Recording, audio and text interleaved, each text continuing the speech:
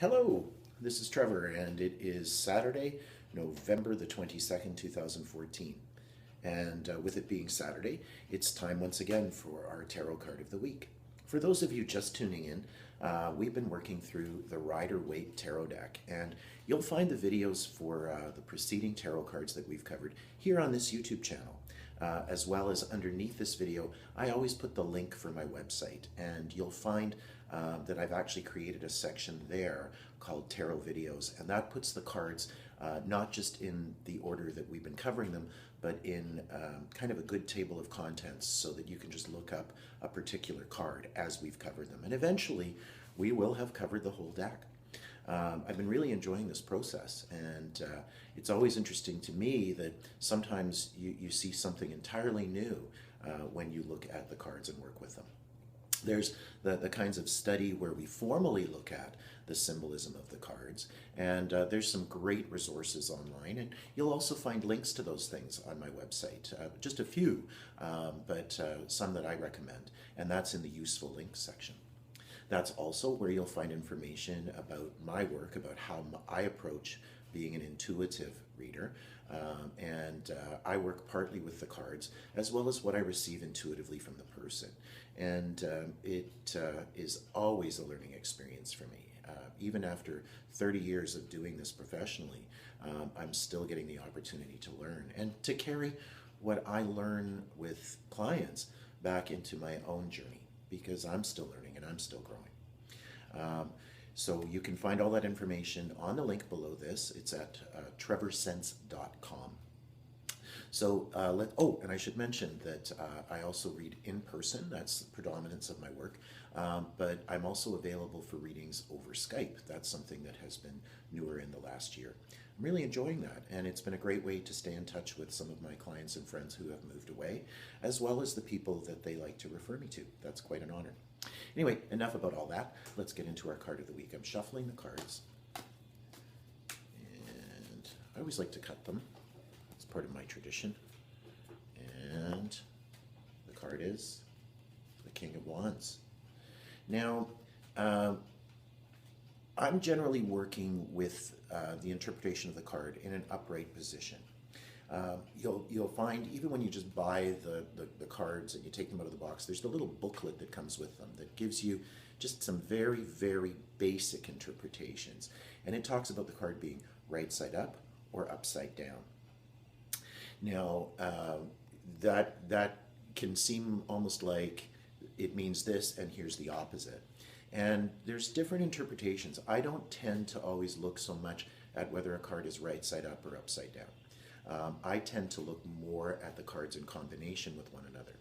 But it's an interesting idea that we can have the sense of the card being in an upright kind of, I see it sometimes as a more conscious position, and reversed is where there's a sense of something maybe kind of moving against the grain. And particularly with the court cards, there's an emphasis on people. We tend to see the court cards as people that are interacting in the situation. But I also see the court cards as, yes, people in our life, but what they're reflecting within ourselves, the lesson. And we have to remember that when a person comes up in a reading, we're reading about that person in relation to the person who's being read. So you might be going through a challenging work situation, and there might be somebody who really irks you. But do they irk everyone? And in a reading, when the reader's talking about that person, they're talking, I think, well, I'll say for myself anyway, I'm talking about that person in relation to you. And really the kind of work I do is about working with our stuff. So, if you've got a frustrating boss, I'm not going to sit down in a reading and necessarily pick up so much on why that person is the way they are. But we can get some insight in terms of what we're working with in relation to that person. So let's get to the King of Wands. He's generally a representation of a pretty confident person. We tend to associate wands, the suit, with ambition, and that's something we tend to think of in terms of work predominantly. But that energy is present throughout our life. And I think of it on a level of constructiveness, because ambition is sort of the focus sometimes on an end result. What do we want to get to? What do we want to achieve and attain? But I know of a lot of people who really just enjoy what they're doing. They're not necessarily too concerned with that end result, but more that sense of constructiveness. There's times when I just feel like I need to be doing something, and maybe that's cleaning my apartment. Maybe that's doing some challenging stuff that is going to be of benefit. But when I can just be in that zone of the doing, that's a good kind of constructive energy. And sometimes we get results beyond what we expect.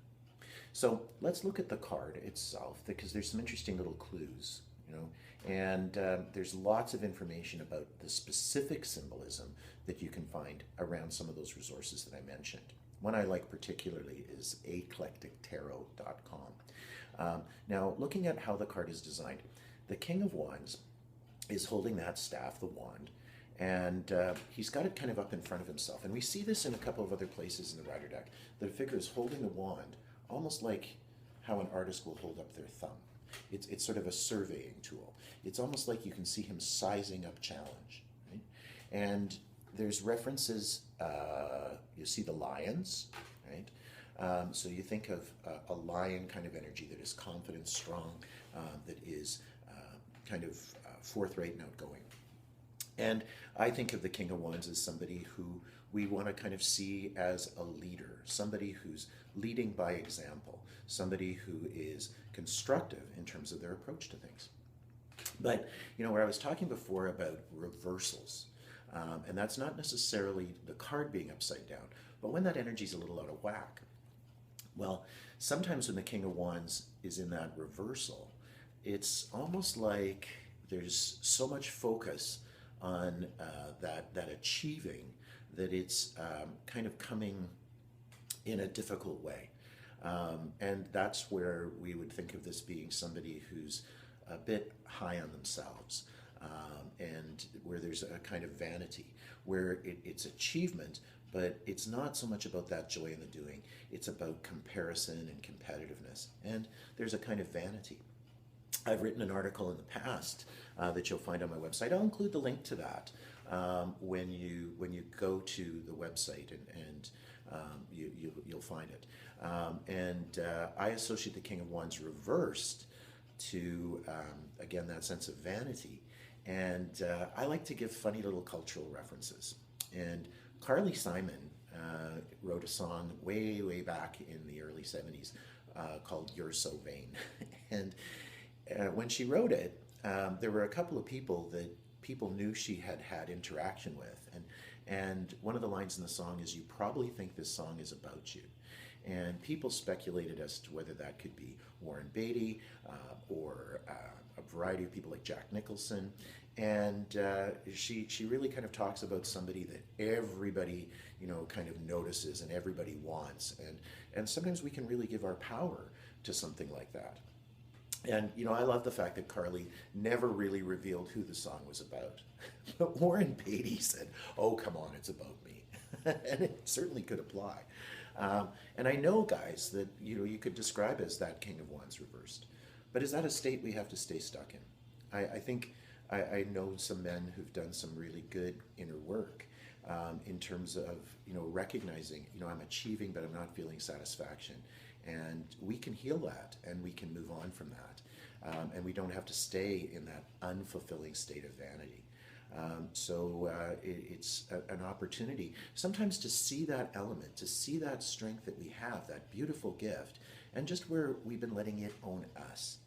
And when we can stop and kind of notice in that behavior, we get the opportunity to see that kind of come into right balance.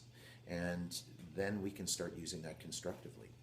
I like to remember, in that spirit of constructiveness, that we're all a work in progress. And a healthy King of Wands is oftentimes somebody who's gone through that brokenness. They've gone through that sense of difficult struggle and come out the other side. And then they're able to be kind of a constructive resource to others. They're able to share that experience. They're able to kind of let others know that there's a path and a road through that.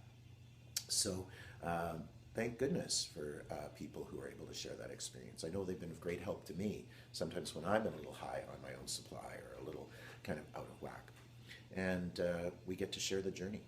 One of the wonderful things about tarot is that it's these universal images that everyone can relate to. It lets us know that our experience, although individual, kind of ties into things that others have moved through as well.